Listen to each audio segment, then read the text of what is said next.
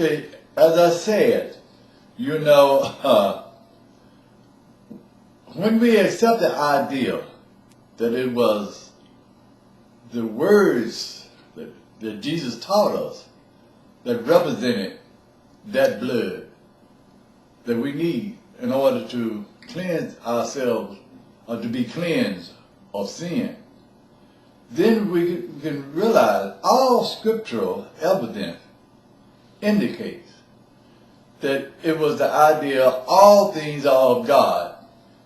That is the main message that Jesus brought to us. That is the spirit. That idea is a spirit. That is the spirit that Jesus told the rich young ruler that all people must be born of. That is the idea that would cleanse us of our sin and permit us to be joined as one with God. Nothing else can do it. No physical blood, not even another ideal. There's not another spirit that can join us as one with God. And we have got to do that in order to be cleansed by sin and join one with God. God has made man special. Not like the other animals, which, and I'll deal with this in another subject. I think they are going extinct. We got species that are going extinct every day. You know, they come up through time, you know, from the beginning. But now their days are running out. But God made man special. He made us to live eternally. All we have got to do is be one with Him. We got separated from Him when Adam and Eve ate from the tree of the knowledge of good and evil.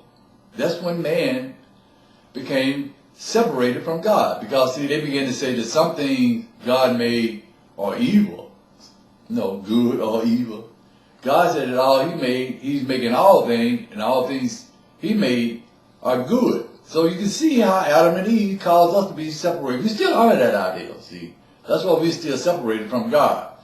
Jesus come back to tell us that that all things are of God. And that's the spirit that we got to be born of. We are now functioning under the spirit that some things made by God are evil, or some things are beyond God's power that He didn't make. You know, some things are not made by God. We have got to be born of the spirit that Jesus brought us. Man is special. We be a part of the tree of life that goes on forever and ever. God chose man special, you know. We'll be dealing with those galaxies and on into all the different galaxies, perhaps even into different universes as we go on eternally, you know. But until that you become one with God, and the only way you can do that is by accepting the idea that God is the maker of all things. There's no other way. I mean, there's no other way. Okay, you go before God, and God said, well, if I'm not making all things, you show me the God that is making all things. And then what are you going to say? I mean, you know, what can you tell God? Well, that God over there made this God, you didn't. You know, but this God here made my sins, you didn't.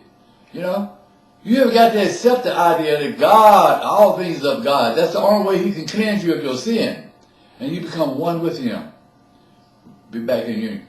So we'll talk a little bit more on that because that's very, very important. That is the lamb that is being resurrected. That lamb died on the cross just like the physical body of Jesus died. Jesus taught it, but then many people understand it. Of course, Peter and them understood it. That's why, you know, when they first set up the church, in Hebrew, it tells about the church being established. Peter was telling everybody to sell everything, and you know, and they all become as one body.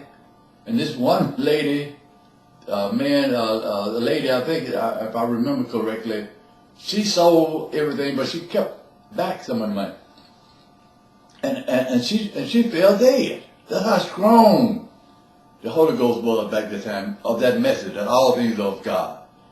They thought no one thought of His possession as all. That's what the Bible said, because they knew that God is doing all things. But that idea kind of faded out, you know, as the church got caught up back up in the world under the spirit of the idea of some things are made are evil or are not made by God. And that's the spirit we're under today. We'll talk a little bit more on this. This is very important. Just the only way you can be cleansed of your sin and be joined one with God again. So now the church and the people waiting on Jesus to come back with those buckets to get his physical blood, nah, we got to get away from that. We'll talk a little bit more on the teaching of Jesus and how you can get cleansed from your sin and exactly what spirit it was that Jesus taught us that was able to do that for us, to take away our sin and bring us back as one with God. We'll talk a little bit more on that.